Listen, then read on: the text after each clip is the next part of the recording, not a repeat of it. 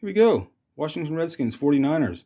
I showed you this quick, and I'll show it to you again with some stories quickly. So let's go.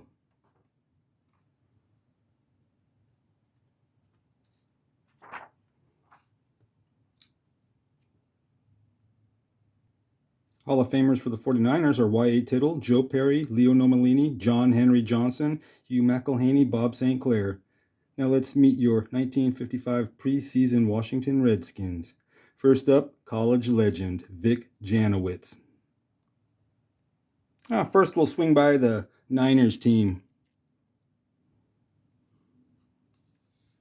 Since you guys saw this last month, I didn't have all these stories written down. Well, I had them written down. I didn't have them printed out. Now I've got them all printed out. Let's do a close-up here.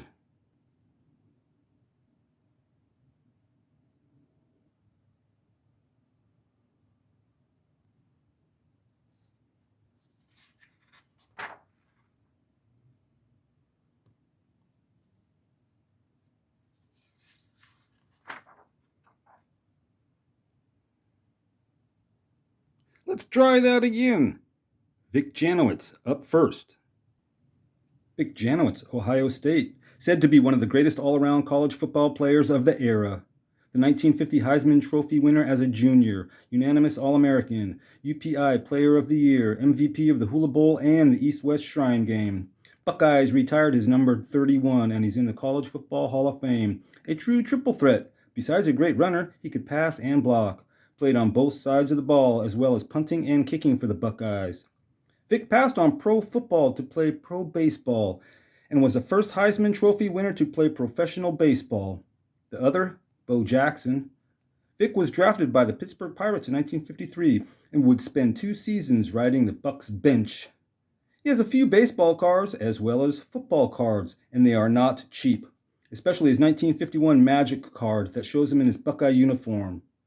1954, Vic decided to try his hand and his foot in pro football when he became a Redskin late in the 1954 season.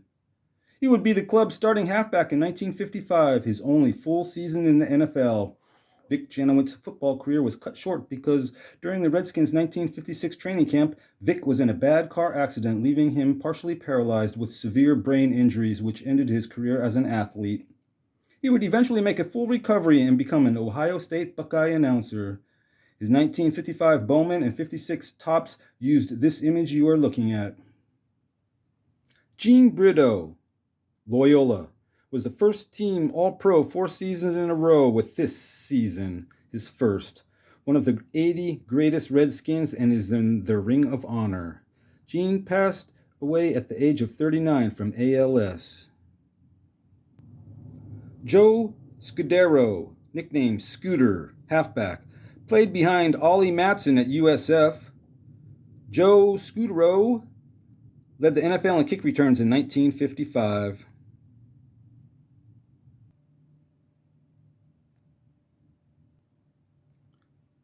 Harry Olinsky, Kentucky, 1955 Pro Bowl. That would be this season. Volani Peters, USC, 1955 Pro Bowl. That would be this season.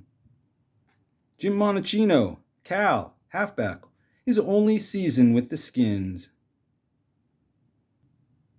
John Carson, End, Georgia, played 5 years with the Skins. Half the team is made up of rookies for the Redskins in this 1955 preseason. A lot of these guys, I'm sure, were cut. Eddie LeBaron, quarterback, College of Pacific Tigers in Stockton, California. This California kid only had 18 classmates in his school and skipped second grade because there were no other second graders, and he started high school at the age of 12. So one day, Eddie's hanging out at the high school track meet, just goofing around, and he threw the football 75 yards. As a pro football player, he stood 5'7" and was just under 170 pounds. He was probably smaller than that in high school. He was accepted to Stanford University at the age of 16, but chose College of Pacific because it was closer to home. Besides, he said all of his buddies were going to COP, so he chose to be a Tiger instead of an Indian.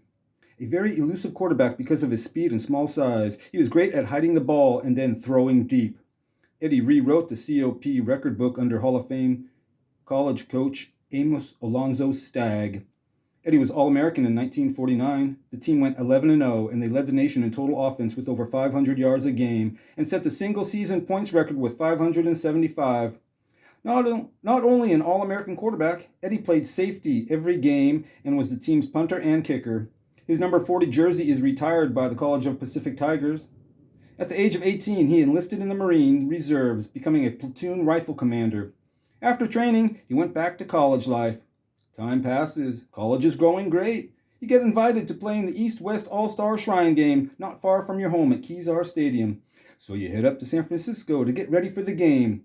You're at a scrimmage with all the other top college players in the nation, having a ball with the boys.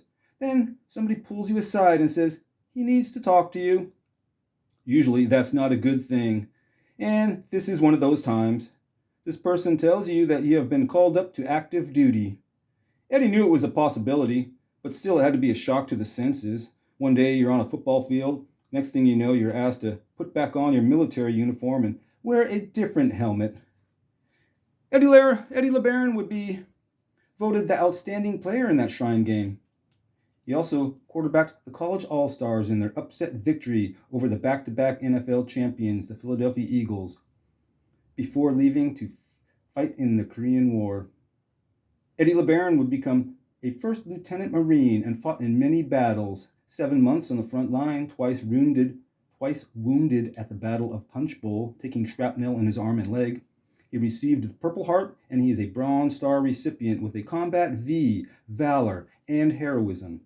In the Battle of Heartbreak Ridge, Eddie LeBaron took over command during heavy fighting when another platoon commander was killed. Eddie took control and took charge. His leadership on that day is just part of the reason he is known as the littlest general.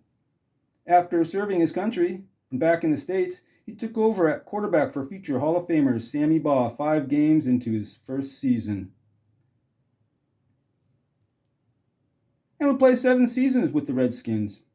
Eddie was also their punter for 3 years, selected to 4 Pro Bowls, 3 in a row, including this 1955 season being one of them.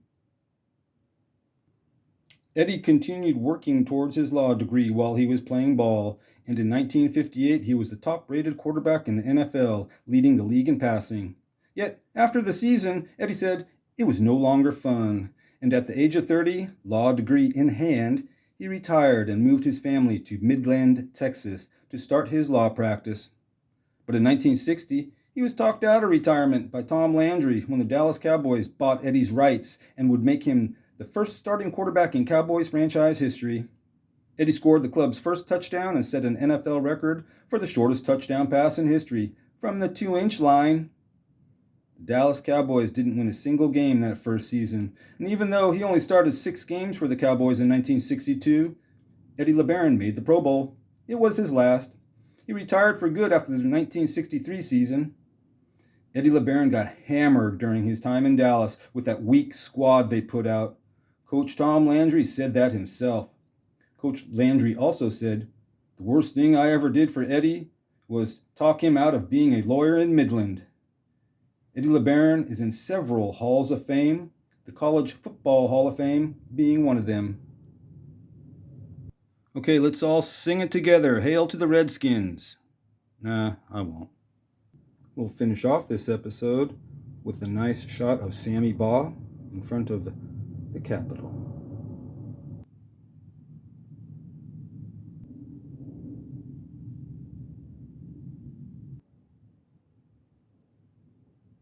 Souvenir Programs here, 1955 preseason game. Now that works out quite nicely. My favorite artist, my favorite team, and one of my favorite logos. Peace.